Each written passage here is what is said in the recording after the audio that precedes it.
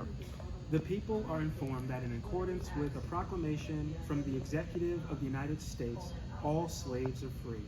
This involves an absolute equality of personal rights and rights of property between former masters and slaves, and the connection heretofore existing between them become that between employer and hired labor. The freed are advised to remain at their present homes and work for wages. They are informed that they will not be allowed to collect at military posts and that they will not be supported in idleness either there or elsewhere. General Order number 3. Hey there, it's Brian. Brought my friend Nate in today to talk about Juneteenth, a holiday that we are celebrating today, but we kind of do this a little bit different. Nathan, when we talk about different holidays, to us it's not just like, okay, everybody, it's a day off of work. We actually like to engage the holiday, and what we've noticed too, especially about Juneteenth, people just don't understand what it's about. I don't think the majority of Americans are just revolting against black people, right? I think a lot of people don't understand what they're supposed to do. Right. You know, we see this on Memorial Day, we see this on Labor Day, so it's not just on Juneteenth or MLK Day. People just don't know what they're doing, so they strap their boat up and they go sit on the lake, which is fine, but I think they don't know what they're doing. So what I wanted you to do today, kind of like what we did on MLK Day, tell us a little bit about what this holiday is so people can even understand the challenges and then even some of the victories that have taken place throughout history due to this. Yes, so first of all, good morning, happy Juneteenth. So this is something that is so very special, and it's been a holiday that's been celebrated, one of the longest celebrated holidays. Since 1776, as you know, we got our independence, America, but after the Emancipation Proclamation in 1863, and then since 1865 is when the last some 250,000 slaves heard that they were free. So since 1865, Juneteenth has been celebrated. So Juneteenth is actually to celebrate the actual freedom that actually took place after what a lot of people realize is a Freedom Day. Correct. Okay. Correct. So since 1863, so Freedom's Eve, they call it, or the eve of January 1, 1863, that's when you had multiple different people, store shops, pastors, preachers, all different types of people ready to take in the news from the Emancipation Proclamation that everyone was free. So they call that Freedom's Eve, January 1st, 1863.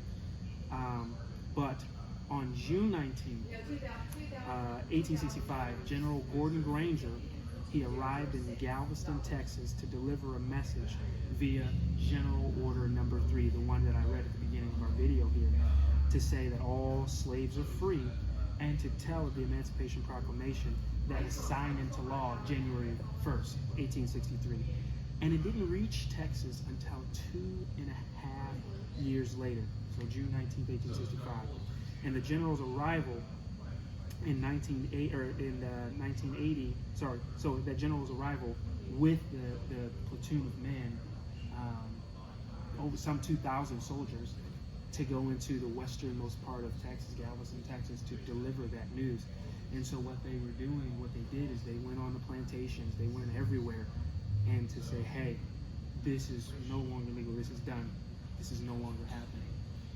You know, to think about how modern day technology and social media has changed the landscape, we're so used to it that we don't get it, but that is so crazy to think of how much time went by. So, you know, fast forwarding, basically what has happened is we are trying to let people know that they have that freedom now. What takes place now kind of as we conclude towards the end?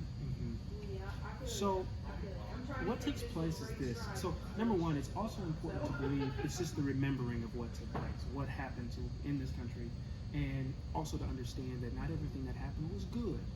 But we remember those things so that we don't revert back. Correct. So as I said before, 1776, we as a nation got our freedom, but me, us as black people, we were no different than this couch that we're sitting on, okay? And so 1865, 89 years or 80 some years later after the freedom of our country, we've got independence for the black man and woman.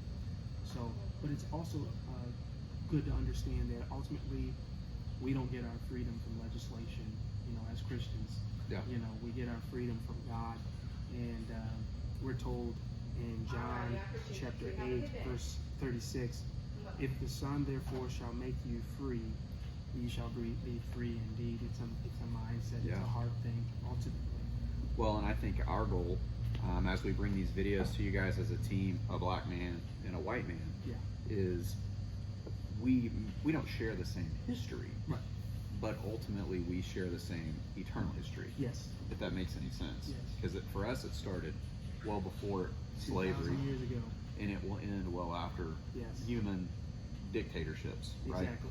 So our goal is for people to understand that why we want to recognize all history and we want to bring education to it and the proper types of respect. Our ultimate goal is for people to stop recognizing differences in color in the first place. Yes. That ultimately we are all the same, and through, like the Bible verse you just read, Yeah. God created us all as equal people to Him, Yes. who He would love to have in heaven. And so ultimately our goal is that everyone has a relationship with the Lord. Yes. So obviously, like we've said in the past, if you ever have questions about what that means or how to do that, you'll have the opportunity to message us, call us, or direct message is what the kids do these days, Yeah. Nathan. Snapchat. And any closing statements about Juneteenth? No, just remember that, during today, as you have food, family, and fun, just remember what the actual holiday means, and just also remember where we ultimately get our freedom, and that's through Christ. Perfect. Happy Juneteenth. Happy Juneteenth.